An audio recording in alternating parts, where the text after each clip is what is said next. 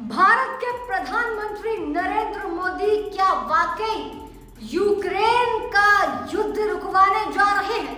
ये बात अब चर्चाओं में इसीलिए आ गई क्योंकि जब प्रधानमंत्री नरेंद्र मोदी अपनी विदेशी यात्रा पर पोलैंड के बाद यूक्रेन पहुंचे तो चर्चाओं का बाजार गर्म हो गया। ये बाजार इसीलिए गर्म हुआ क्योंकि नरेंद्र मोदी जेलेंस्की को गले लगाते हुए नजर आए। आपकी जानकारी के लिए बता दें कि अब ऐसा माना जा रहा है कि प्रधानमंत्री नरेंद्र मोदी जो है वो यूक्रेन युद्ध को रुकवाने जा रहे हैं। चलिए हम आपको बताते हैं इस रिपोर्ट में कि मोदी के इस दौरे के बाद क्या कुछ हुआ, क्या कुछ बयान दिए गए और क्या वाकई युद्ध रुकेगा या नहीं। देखिए ये रिपोर्ट। यूक्रेन और पोलैंड के दौरे पर प्रधानमंत्री नरेंद्र मोदी ने दुनिया को क्या संदेश दिया है?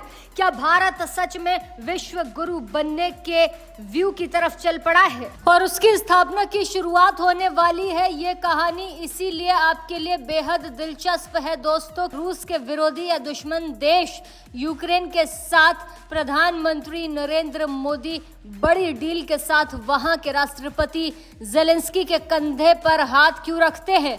ये बहुत बड़ी बात है और इस बात को हम समझेंगे कड़ी दर कड़ी कि पीएम मोदी का ये जो कदम है वो एक आत्मघाती कदम भी हो सकता है और पूरे भारत के भविष्य के लिए बड़ा योगदान भी हो सकता है।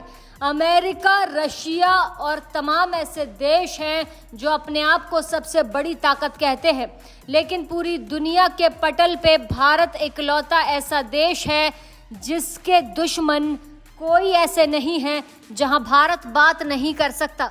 और भारत की ये जो ताकत है उसका सही वक्त आ गया है प्रयोग करने का। इसीलिए प्रधानमंत्री नरेंद्र मोदी की पोलैंड और यूक्रेन दौरे की ये जो तस्वीर आपके सामने है उसका विश्लेषण करने का वक्त आ गया है।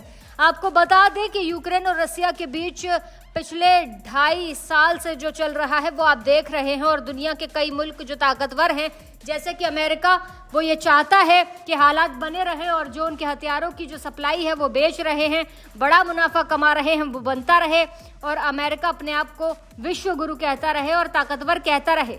रशिया, ईरान और चीन जो तमाम बड़े देश हैं जो युद्ध को रुकवाने की ताकत रखते हैं या फिर समझौता करवाने की ताकत रखते हैं, वो इसलिए संभव नहीं हो पाएगा क्योंकि रशिया, ईरान और चीन इन तीनों देशों में बहुत बनती है और ईरान, रशिया या चीन से कोई भी नेता यूक्रेन को ये नहीं बता सकता कि आप शांति की बात करिए और युद्ध को रुकवा दीजिए। इसीलिए प्रधानमंत्री नरेंद्र मोदी की जो भूमि है, जो भूमिका है वो बड़ी बन जाती है क्योंकि जब भी साउथ एशिया की बात होगी तो साउथ एशिया में भारत, रशिया या फिर ईरान को आप अगर देखें तो चारों देश बहुत ताकतवर हैं, लेकिन प्रधानमंत्री नरेंद्र मोदी इस भूमिका में आपको इसलिए नजर आ रहे हैं क्योंकि यूक्रेन के जो राष्ट्रपति हैं व्लादिमीर जेलेंस्की, वो लगातार भारत से इस बात की कोशिश कर रहे हैं कि भारत शांति समझौते की बात करे। ये पुरानी कहानी है। आपने देखा कि जब 2023 में G7 की मीटिंग के दौरान, समिट के दौरान जेलेंस्की ने खुलकर भारत से कहा कि आप मदद करिए और शांति की बात करिए। प्रधानमंत्री नरेंद्र मोदी अलग अलग मंचों पर कई बार इस बात का इशारा कर चुके हैं कि ये जो वक्त है वो युद्ध का नहीं है बल्कि शांति का है। तो उन्होंने पोलैंड की धरती से यही बयान आज दिया कि वो जिस देश से आते हैं वो देश बुद्ध का है और बुद्ध हमेशा शांति की बात करते हैं। ये वक्त युद्ध का नहीं बल्कि शांति से आगे बढ़ने का है। सभी देशों को एक दूसरे की मदद करनी चाहिए, ये मोदी ने कहा। प्रधानमंत्री नरेंद्र मोदी जब यूक्रेन गए और जब उनका जो स्वागत किया गया उसकी जो तस्वीर आपने देखी वो इतनी शानदार तस्वीर थी जिससे आप अंदाजा लगा सकते हैं कि ये वही जेलेंस्की है जब पिछले महीने प्रधानमंत्री रशिया गए थे। चुनाव जीतने के बाद पहला जो दौरा था उनका वो रशिया से ही शुरू हुआ था। उन्हीं दिनों जो शहर यूक्रेन का है वहां बड़ा हमला हुआ था, लगभग 41 बच्चों की जान गई थी। जिस अस्पताल पर रूस ने अटैक किया था वो बच्चों का अस्पताल था। इस बात को लेकर पीएम मोदी की कड़ी निंदा की गई थी और कई देशों ने इसकी आलोचना भी की थी और खुद जेलेंस्की ने इसकी आलोचना की थी। इन बच्चों की मौत का जो जिम्मेदार है, क्या उन्हें सबसे बड़े लोकतांत्रिक देश के सबसे बड़े नेता गले लगा सकते हैं? ये भी बड़ी बात सामने आई थी।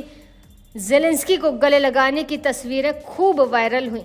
फिलहाल आपकी जानकारी के लिए बता दें कि नरेंद्र मोदी ने पुतिन को फोन लगाया है और कहा है शांति होगी क्योंकि भारत खड़ा है। इस खबर पर आप क्या कहेंगे, हमें कमेंट सेक्शन में जरूर बताइएगा।